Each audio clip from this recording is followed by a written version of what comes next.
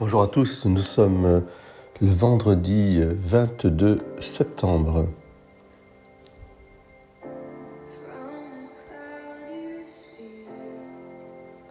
Les 12 accompagnaient Jésus ainsi que des femmes qui avaient été guéries de maladies et d'esprits mauvais. Marie, appelée Madeleine, de laquelle étaient sortis 7 démons, Jeanne, femme de Cousin, intendant d'Hérode, Suzanne et beaucoup d'autres qui les servaient en prenant sur leurs ressources. L'expression « plusieurs autres » implique un groupe de taille importante. Beaucoup de femmes étaient devenues disciples du Christ.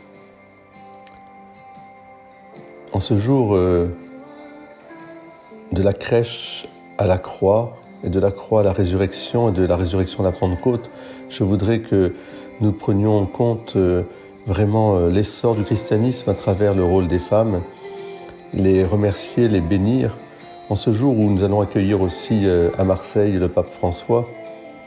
Face à la Méditerranée, rappeler aussi la dignité de la personne humaine depuis sa conception jusqu'à sa mort, dignité de la personne humaine du plus pauvre, du plus précaire, de celui qui fuit aussi son pays pour trouver une vie meilleure pour sa famille et lui-même. Et en particulier aussi dignité de la femme souvent si maltraitée, considérée comme un objet. Ces femmes ont suivi Jésus, elles sont au fond l'exemple comment édifier le royaume de Dieu et être proche des personnes qui souffrent. Elles nous enseignent aussi à être courageux et à rester proche du Christ, même quand les temps sont difficiles.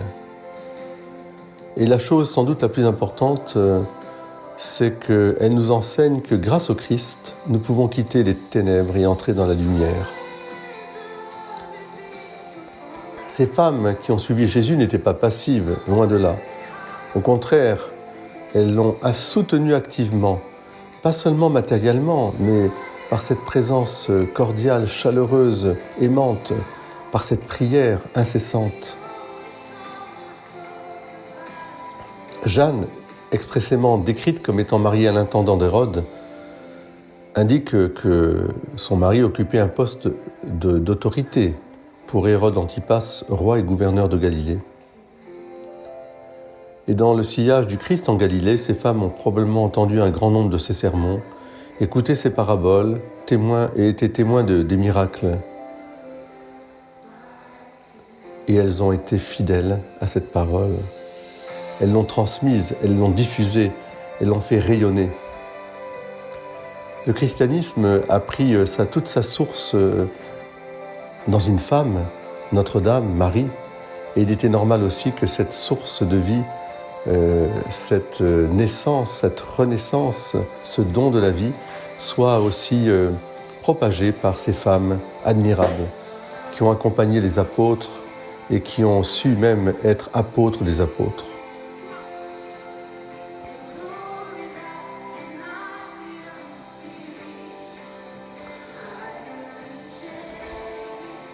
Réfléchissez quelques instants au fait que ces femmes sont venues de Galilée avec le Christ et étaient là au moment de sa crucifixion. Les Écritures ne parlent pas spécialement de leur participation aux autres événements, mais il semble probable qu'elles aient été là de son entrée triomphale à Jérusalem, qu'elles aient entendu ses enseignements au temple et qu'elles aient participé à tant d'autres événements.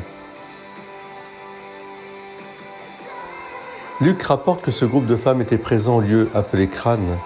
Tous ceux de la connaissance de Jésus et les femmes qui l'avaient accompagné depuis la Galilée se tenaient dans l'éloignement et regardaient la crucifixion. Matthieu parle même du groupe de femmes en disant qu'il y avait là plusieurs femmes qui regardaient de loin, qui avaient accompagné Jésus depuis la Galilée pour le servir. Parmi elles étaient Marie de Magdala, Marie, mère de Jacques et de Joseph, et la mère des fils de Zébédée.